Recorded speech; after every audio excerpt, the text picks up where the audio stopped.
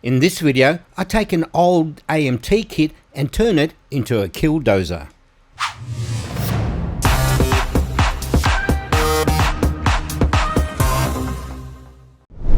I originally had bought two of these particular kits from AMT.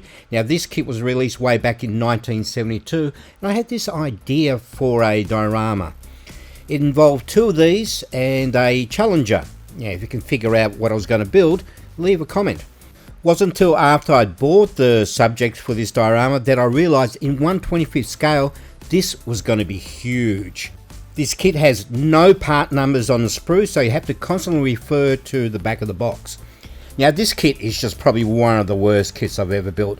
Nothing fits properly, the parts are really clunky and just big.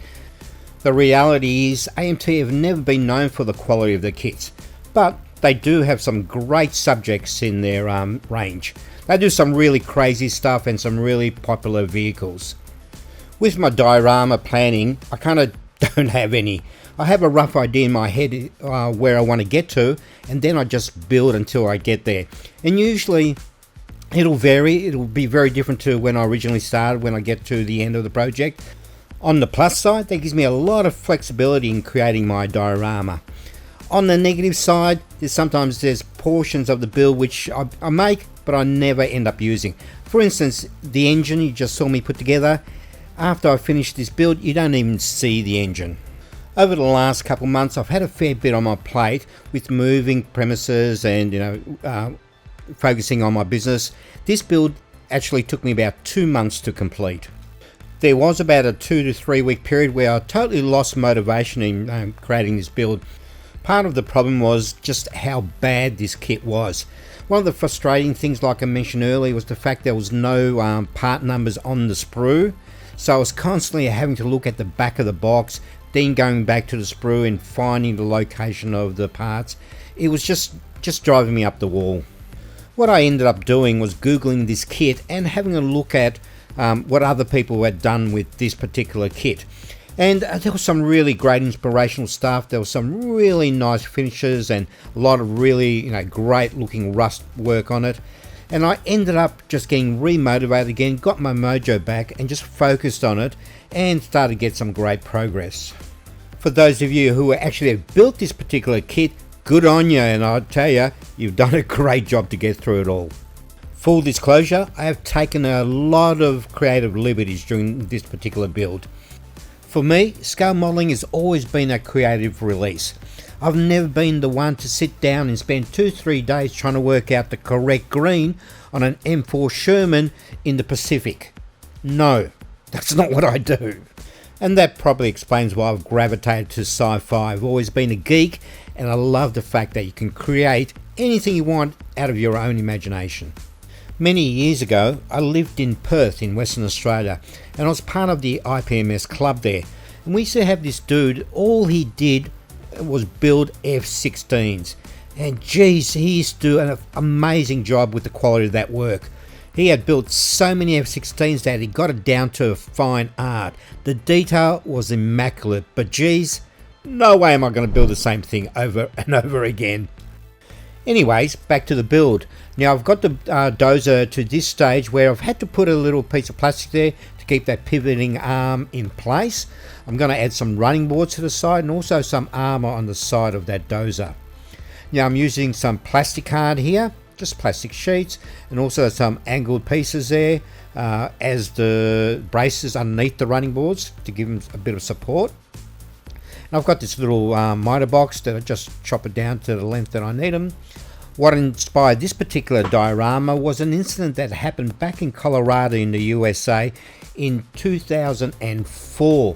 A dude by the name of Marvin Heemeyer, he had a bit of a dispute with his local government, so he built this KILLDOZER and went on a 2-hour rampage and he destroyed a town all over zoning issues.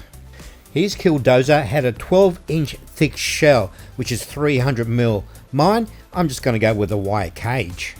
After spending a bit of time building the frame, I just wasn't feeling it. I was going to use fly wire for the wire mesh, but it just wasn't working. So I jumped onto Thingiverse and downloaded this wire fence and I modified it and put a little gate into it. Now I've got two sides and a front and a back, which I can then cut to size so it fits right onto the bulldozer quite comfortably. I then imported those files into the Anycubic workshop software to get it sliced up for printing. Now I printed this on my Whizbang P1 and it took about 6.5 hours to print this, and I did do a whole bunch of extras as well just in case I screw a couple up, which I occasionally do. And the final result is going to be far more convincing than my original plan with the flywire and that plastic frame. This is what I mean about being flexible during a build. In another world, I probably would spend a whole bunch of time trying to make the other version more convincing, but it would never been as convincing as this version. I figured it would be far more easier if I printed the side in one hit with the gate already in there than to do them as separate parts. All I had to do was just run along the chain link, snip it away and snip away those bars, and just pops straight out. And then it's a quick and easy cleanup with a nail file to get those really nice edges to the gate as well as the sides. Make sure you do wear a mask when you're filing resin parts, because that dust is really fine. To some of my astute viewers, you may have noticed the chrome pieces are now missing. And to remove that, I just used a bit of oven cleaner, gave it a bit of a spray, left it for about 5 minutes, and then I just rinsed it off. Be very careful when you use that stuff, because oven cleaner is really toxic. It needs to be done in a very well ventilated area. To construct all four sides of the cage, I'm just using a bit of UV resin there and hitting it with a UV torch. I just found this technique a lot quicker and easier than trying to use super glue for this particular job. And there's our first test fit. It's looking really good. I've extended the length of that exhaust pipe, and that top is just a piece of plastic sheet that I cut to size and then scribed some panel lines into it. Here I'm using my Dremel tool to cut out the hole for the cupola. I also found that on Thingiverse, downloaded it and 3D printed it. Once I have the rough shape, I then go in with a hobby knife to give it a bit of a clean up, just to make it nice and neat, with a couple of test fits along the way. When I downloaded this particular file, I had no idea what scale this cupola was, so I measured up my figurine and did a bit of a guesstimation and did a couple slightly different sizes and printed them out. I then used some of my cheap super glue that I buy from Bunnings here in Australia. It's like a 5 or 6 pack for $2. Can't go wrong with that stuff. And just like that, I have a KILLDOZER cage all done, ready for some more detailing. This is a cargo tray that I'm building for the back of the KILLDOZER, and this will store all the jerry cans, the tools, and even some food there. And remember when I said that you won't see the engine that I'd previously built? Well, this is the stage where I cover it all up. I figured in a zombie apocalypse you'd need to cover up the engine to stop them from ripping it apart or eating it, whatever. These are some little rivets that I punched out with a hand punch out of some plastic card. It was at this stage of the build that I was getting really enthusiastic about the KILLDOZER again. All these modifications really motivated me. Now these are some of the bits and pieces that I'm going to add to the diorama. You can see I've got some chairs in there, some weapons, but I've been using these takeaway containers for years now, and they tend to fall apart after a bit of use. The edges crack, and I thought I need to upgrade these, something for a more permanent version. So I've got this JO filament that I have in my studio. JO have got this carbon fiber, but I'm not going to use this for some trays because it's just too whiz-bang out of filament to use on just trays. Now I've got a whole bunch of different color grading filament here. You can see the purple to the yellow, the red to the green, and I think I had like 5 or 6 different colors. I originally got this PLA Plus filament to print up some toys for my boy.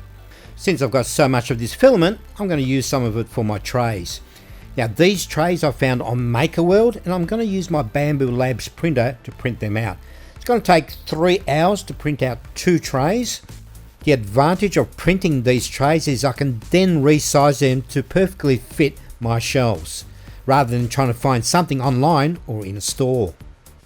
I ended up going for the orange, blue, green combination, which is a tricolour. And 3 hours later, this is what I end up with. They're all stackable, and I end up printing, I think, 6 of them all together in a couple taller versions of it. They've come in very handy. Normally when I print up accessories for builds, I tend to print up a whole bunch of extra ones.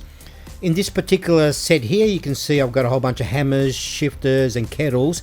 I've printed all those from a previous build that I did. These are a couple of tarps I'm gluing to the side of that cargo tray, and a test fit of all the accessories that I plan to put onto that said tray. This particular owner of the KILLDOZER is a very neat and tidy guy, so we need to give him a gun rack to store his weapons. And also I decided to add some spikes to the front of that bulldozer blade. Now these spikes are leftovers from a previous build that I did about a spiky VW from a movie called The Cars at 8 Paris. Now it's time to start adding life to the vehicle. I'm using this sun yellow from Vallejo. Now this I'm using as the base colour, but I also went in a little bit later with some flat yellow just to add a bit of variation. I hit the chain link cage with some flat black. The tracks get some flat black, and then a mist of some red brown, again both from Vallejo. And since I stripped all the chrome bits, I'm just repainting with some silver there, because the chrome bits look too plasticky. For the first of the weathering techniques, I'm using some of this dark brown wash. Now I spritzed the whole thing with some water just to make that wash flow a lot easier, and it also gives it the ability to run into the recessed areas. Yeah, I know the wash looks really heavy at the moment, but good news is when it dries it does come up a little bit lighter. So far so good. Now I found this decal in my stash of decal sheets, and I have no idea where it came from, but I kind of thought it looks really cool, and I was very lucky I had a skull and crossbone. Suits the theme perfectly. Now I need to paint the front of that dozer blade silver, or steel in this case, so I've masked it all off and hit it with an airbrush. And then a little bit later off camera I did go in and give it a bit of a weather with some of that wash, and that unified the front of that blade to the rest of the KILLDOZER. This is dry brushing paint from Ammo, and in this case it's a light metal, and what this is a really thick paint, so it's perfect to use with a dry brushing brush and add a bit of detail to the raised areas of the model. When I applied the same silver to the rest of the dozer, it looked a bit too light. So I then swapped that over to some gunmetal, and that made it look so much more realistic. That simple change was a huge difference. Then using a small piece of sponge, I dipped it into some rust colored paint and dabbed it on some of the wear and tear areas to give it a more of a rusty effect. Then using some of these weathering pencils from AK, I then hit some of the edges with some bright orange, and this simulated some brand new rust.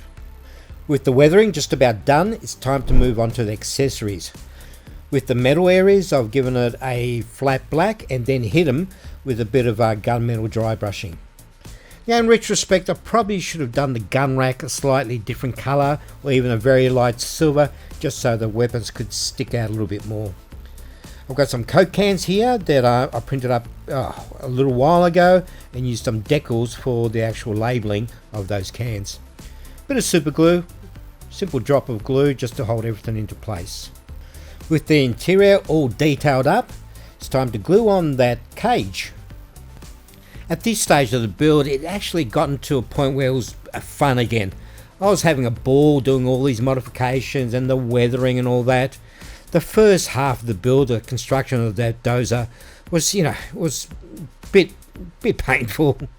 But I did really want to build this because I've had this idea of a KILLDOZER in my head for a number of years now. Those tracks, I originally did a sand wash to them, but I just wasn't happy with them, so a bit later on I do change them. Sticking on that dozer blade plus those, what are they, pneumatic lifty thingamajiggies, whatever they are. And time to add all the details into the back of that cargo tray. I then added a couple of spotlights to the corners of that cage, because they got to see at night, you know, where they're going. Then back onto that cargo tray to add some of the food and the tools and those type of accessories. They're the Coke cans that I'd added decals to, and there's some Evian water as well. And it was right here I decided to change the colour of those tracks from that sandy colour to a more rusty brown colour. And then 2 plastic chairs to finish off that look. Now I had a couple of figures in mind that I was going to paint up, but I kind of settled for this one particular standing figure. Now this figure's from Loot, and he's actually a vampire. In retrospect, I probably should have modified this figure, because what's coming out of his hand is a bit of smoke from a cigarette. The thing is, I probably should have got rid of that and maybe added a cup or something. But other than that, I thought he came up pretty well. I'm slowly getting better with my little figurines. He looks pretty good. He'll do for the post-apocalyptic world. For the base, I used some XPS foam. I then gave the whole base a coat of wood glue, white glue or craft glue. Those rocks are actually tree bark. I then sprinkled the whole surface with some tile grout. I left the whole thing to dry overnight, and now giving it a wash of this grey. I'm trying to avoid giving it a nice even coat because I need a bit of variation in the surface. Some of this light grey from Ammo, and I'm going to dry brush the surface of that diorama, and this really brings it to life and adds a bit of depth to the whole surface. That tree bark looks great as a simulation for rock. I am purposely kept the base simple because I want to highlight the actual bulldozer, or in this case now it's the KILLDOZER. Bit of 5-minute araldite, that's 2-part epoxy to keep the tracks in place. And then for the figurine, couple drops of super glue on the foots, and then once everything is dried, the whole thing gets a coat of some pastel chalk, and this grey then unifies the whole model together with the base. Well viewers, it was a bit of a slog at the start to get through the build, but in the end it came up really well. I'm very happy with it, so let's go check out the turnaround video.